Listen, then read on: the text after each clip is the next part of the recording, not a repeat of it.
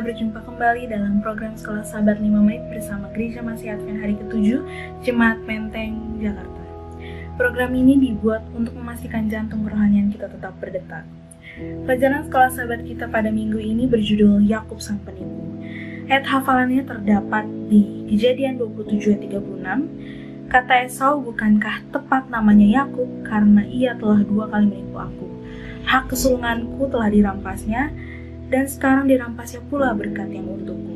Lalu katanya, apakah Bapa tidak mempunyai berkat lain bagiku?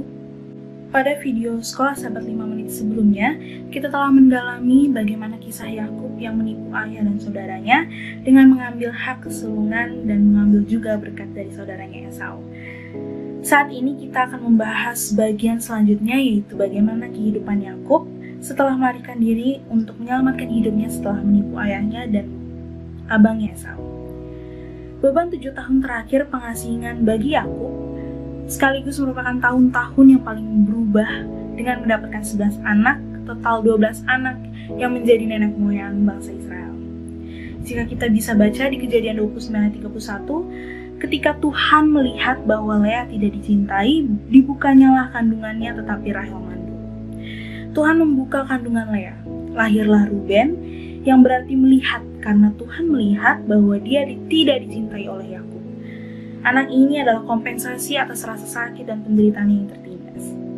Kemudian lahir Simeon yang berarti mendengar, karena Tuhan telah mendengar rasa sakit Lea, sama seperti Tuhan mendengar penderitaan Hagar.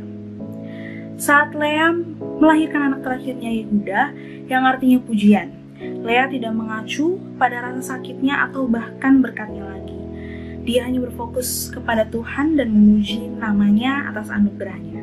Bagaimana dengan Rahel? Di Kejadian 30 ayat 22 dikatakan, lalu ingatlah Allah akan Rahel, Allah mendengarkan permohonannya serta membuka kandungannya. Ketika Lea tidak dapat melahirkan lagi, maka Tuhan mengingat Rahel dan membuka kandungannya. Rahel, istri Yakub yang dicintainya, harus menunggu 7 tahun setelah pernikahannya dan 14 tahun setelah pertunangannya dengan Yakub untuk mendapatkan anak pertama, yaitu Yusuf, yang artinya Allah telah menghapus aibku dan akan menambahkan seorang anak laki-laki lagi bagiku di Kejadian 30 ayat 23 dan 24. Sesuai janjinya, Tuhan bertindak menepati janjinya kepada Yakub dengan memberikan berkat keturunan. Kita tahu dalam kisah perjalanan hidup Yakub, khususnya ketika dia menipu Ishak ayahnya dan Esau abangnya untuk mendapatkan hak kesulungan, tetapi anehnya Yakub bersikap pasif terhadap Laban pamannya yang menjadi mertuanya dan bekerja bagi Laban dengan setia. Yakub tahu bahwa dia telah ditipu oleh mertuanya, namun dia membiarkan pemikiran itu pergi. Sulit untuk memahami kepasifan Yakub mengingat temperamennya.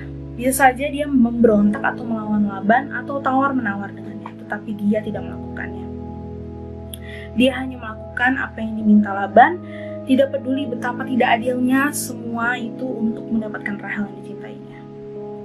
Tetapi jika kita lihat di Alkitab kita di Kejadian 30 ayat 25-26, kita baca saat kelahiran putra pertama Rahel, yaitu Yusuf, Yakub akhirnya mencapai tahun ke-14 pelayanannya terhadap Laban dan mau meninggalkan Laban untuk kembali ke tanah perjanjian. Di Kejadian 30 ayat 30-32, Yakub masih khawatir akan masalah keuangan keluarganya.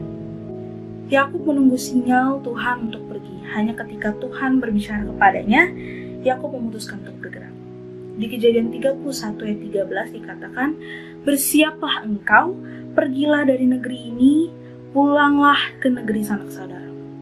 Tuhan menyatakan dirinya sebagai Allah yang di Betel, memerintahkan Yakub untuk pergi, sama dengan kata-kata yang Tuhan gunakan untuk memanggil Abram untuk meninggalkan sanak saudaramu di Kejadian 12 ayat 1. Oleh karena itu, Yakub beserta keluarganya dan harta miliknya pergi untuk memulai fase lain dalam kisah agung umat perjanjian Allah. Tuhan memilih Yakub bukan karena dia layak mendapatkannya, tetapi karena anugerahnya. Di Roma 4 ayat 1-5 dapat disimpulkan bahwa hanya oleh iman kita dapat dibenarkan. Usaha kerja keras Yakub tidak ada gunanya tanpa anugerah Tuhan.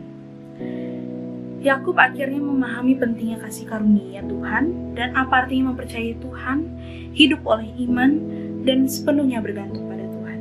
Pengalaman Yakub berisi pelajaran penting bagi orang yang ambisius, yaitu jangan pernah berusaha untuk mempromosikan diri sendiri dengan mengorbankan orang lain.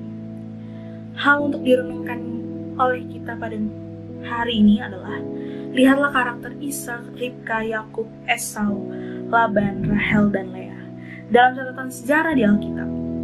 Lihatlah semua kebohongan dan penipuan yang terlibat di dalam hidup mereka.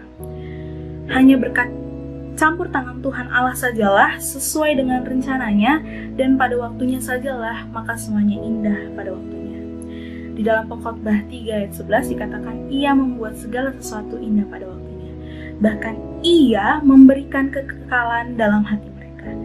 Tetapi manusia tidak dapat menyelami pekerjaan yang dilakukan Allah dari awal sampai akhir. Marilah kita renungkan pelajaran Sekolah Sahabat minggu ini untuk mendekatkan diri kita kepada Tuhan.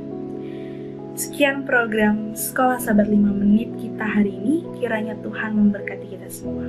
Sekolah Sahabat yang bersahabat, bersemangat, semua terlibat, jangan terlambat.